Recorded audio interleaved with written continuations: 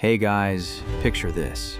A king who married 6 wives, cut off heads left and right, and basically told the Pope to get lost. That's Henry VIII, and the Tudor years he kicked off turned England into a whole new country. Pretty wild, right? Alright, so, back in 1485, everything flips when this guy Henry Tudor beats the last Plantagenet king at the Battle of Bosworth Field and becomes Henry VII. Look, England was tired of all those Wars of the Roses fights between two big families, so Henry steps up, marries into the other side to bring peace, and starts fixing the messed up kingdom.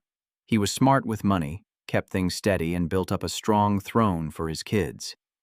Yeah, he wasn't flashy, but he stopped the chaos and set the stage for what came next. His son would blow the doors off everything. That's a big deal.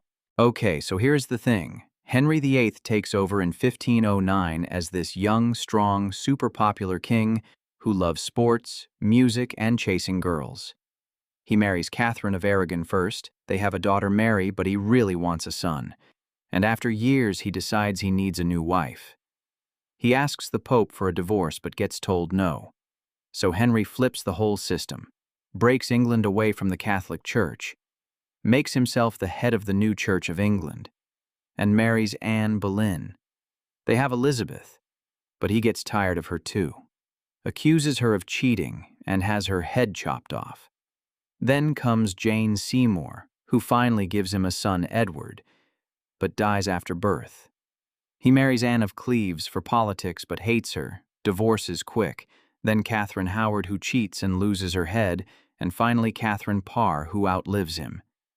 Do not let that fool you. This guy changed England's religion and power forever, just to get what he wanted. Wild stuff. So here is the thing. Henry wasn't just chasing wives, he grabbed tons of power and money by shutting down all the monasteries and taking their land and riches. Yeah, that gave the crown a fat bank account and weakened the old Catholic setup. He built up the navy too, which later helped England rule the seas. Look, he turned England from a country that listened to Rome into one that stood on its own. His break with the church caused fights, and some people got burned for their beliefs, but it also opened the door for Protestant ideas. Honestly, those moves shaped England's future big time and made the Tudors stronger than ever. That's a big deal. Yeah, so Henry dies in 1547 and his young son Edward VI becomes king, but he's only a kid. So other people run things and push hard Protestant changes. Edward doesn't last long though, dies at 15. Then his half-sister Mary I takes over.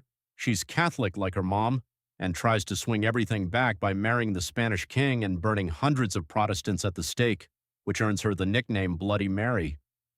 Real talk, her reign was short and rough. People hated the burnings. She dies after 5 years with no kids, so her half-sister Elizabeth steps up in 1558. That swing between religions made England dizzy but set up the next big chapter. Pretty intense times. All right, so Elizabeth I becomes queen, and she's smart, careful, and plays the game perfectly. She stays single, uses marriage talks as a political tool, beats the Spanish Armada when they try to invade, and brings a time of peace and arts where Shakespeare writes his plays. Look, she keeps the Church of England going but lets people have some breathing room on religion. England gets stronger at sea with explorers like Drake, trade grows, and culture explodes. She rules for 44 years, dies in 1603 with no kids, and that ends the Tudor line. Her cousin James from Scotland takes over and starts the Tudor Era. Do not let that fool you. Elizabeth turned England into a real powerhouse that would shape the world later. What a way to finish the Tudor story, right?